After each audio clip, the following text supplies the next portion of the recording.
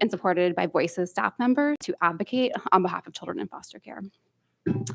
Each of these children has experienced abuse, neglect, or abandonment prior to entering the foster care system, and the trauma only continues once they've entered the system. Children change foster care placements frequently and also change schools, and they lose contact with friends, family, and their communities. It can be an anxiety-inducing, lonely, and confusing time for children. Voices provides these children with a CASA, a consistent and caring adult who will advocate for them and support them. These incredible community volunteers get to know children through regular visits and fun outings, but most importantly, they're a strong advocate who listens to children and speaks up on their behalf in court, in schools, and elsewhere in the community. They champion a child's needs, making sure they have access to therapy, tutoring, or whatever other resources they need to heal their past trauma and set them up for success in the future. I'll share a quick story.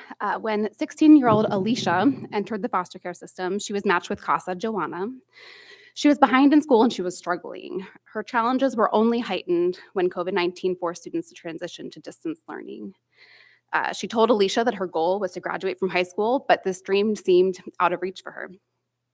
CASA Joanna began checking in with Alicia's teachers on a weekly basis, making sure she had everything that she needed and she was participating in class. She advocated for academic support to help her to be successful in school. And she went through her academic records and found several missed credits that had gotten lost in all of her school transfers. So Alicia ended up being a little bit closer to her goal than anybody had realized.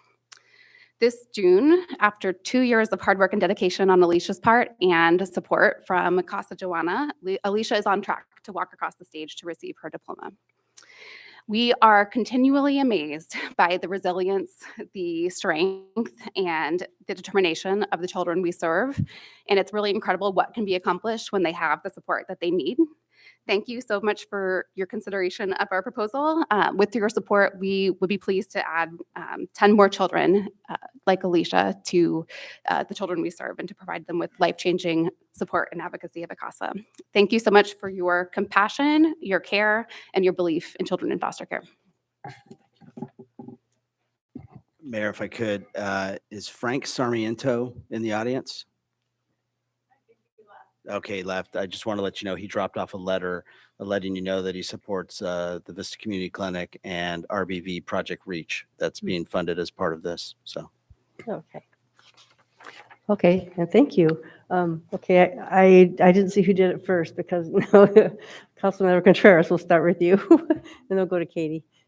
Member Melendez. I just want to thank my coworkers on staff and the community development block grant advisory group that reviews all of the applications that come in, and it's a difficult process. I mean, there's only so much money. There's so many incredible organizations, but the list that we have before us, these are critical services to our community, and I am 100% in support of the organizations that we're going to be supporting, as well as the capital projects that are going to move forward with this funding.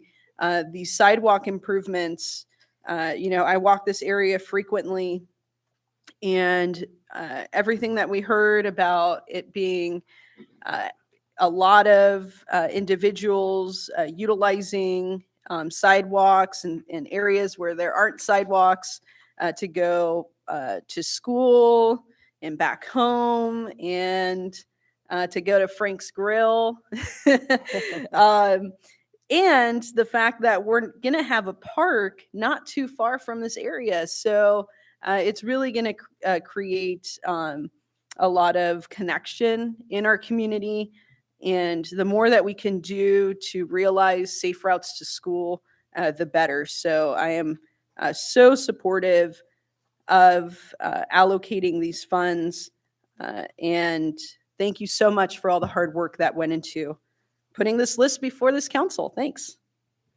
Are any members of the CDB committee here tonight? I don't see any of them. I was going to have them stand up, but I don't. Nobody's raising their hand. Okay. Councilmember Melendez. Thank you. And thank you to our city staff, our CBDG committee, and of course for the speakers for coming and sharing your support.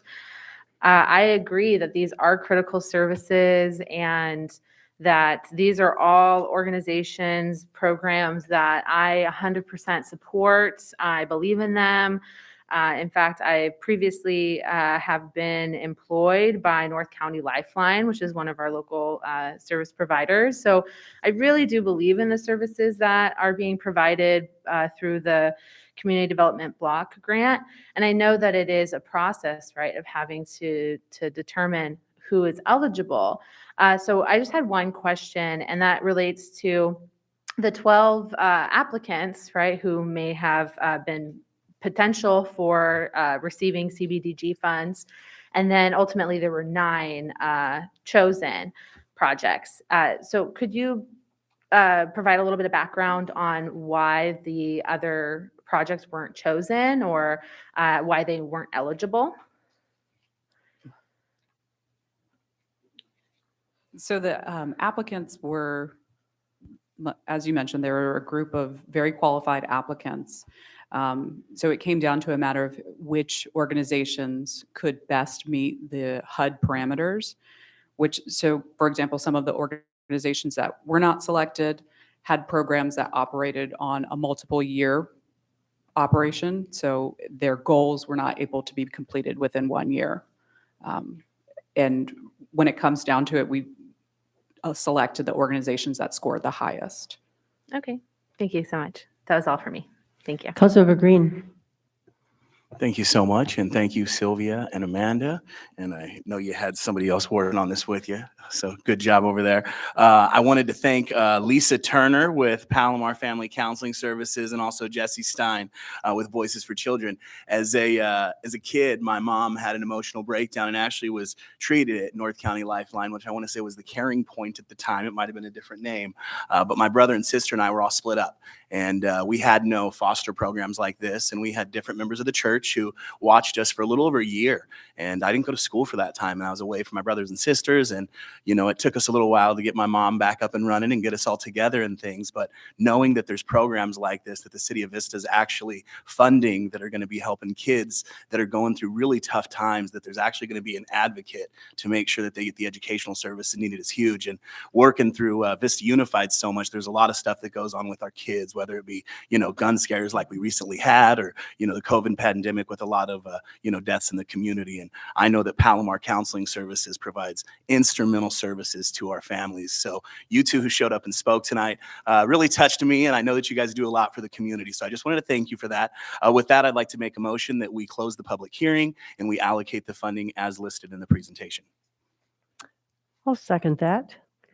I do see no other speakers. I will call for the vote.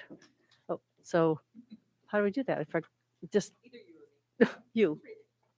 All right, if you'll please raise your hand if you're in favor of the item.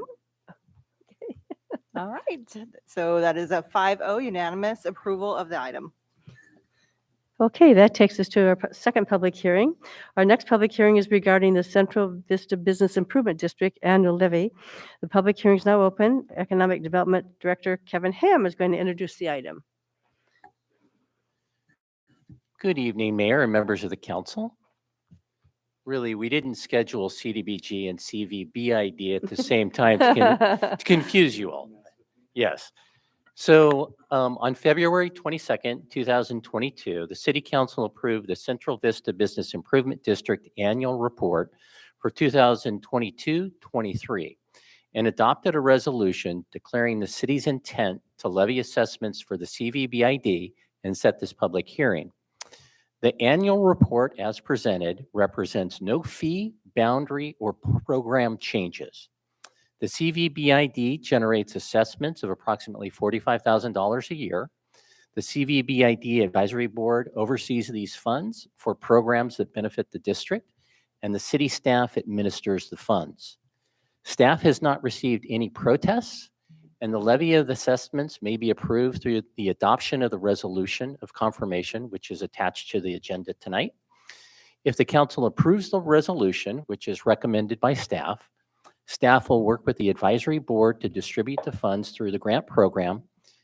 And this concludes my report. Lisa Deju, the chair of the CVBID Advisory Committee, and I are here this evening to answer any questions. And I also see we have TJ Crossman, who is also a member. Do you have any speakers? I don't have any speaker. Okay. Councilmember Green. I just have a question since I see President or Chairman Deju and TJ Crossman in here. With the CIV, do you mind coming up here so we could talk to you? Thank you so much. You guys could both come if you want, if you guys want to be sidekicks together. So we're all aware that this money that's levied is to benefit the downtown district there. And as the chair, I just want to make sure that the funding that we're allocating, you feel like is enough funding to get done what you want to get done, and that the programs that you're implementing you think are successful, and that we're doing things the way we should be doing. And if there's anything we need to change on our end, this is our shot, your shot to let us know. So. Yeah, so I think that our board reviews all of the monies that come in every year. And we've been putting out calls for grants. So this was something that we started before the pandemic. And then we unfortunately had to shut down grants that were awarded, but then events weren't able to happen. So we're trying to I think, ramp that back up. We think that that's a really good way to spread the money around. Part of it is also used for our Downtown Vista website, so the maintaining that website. And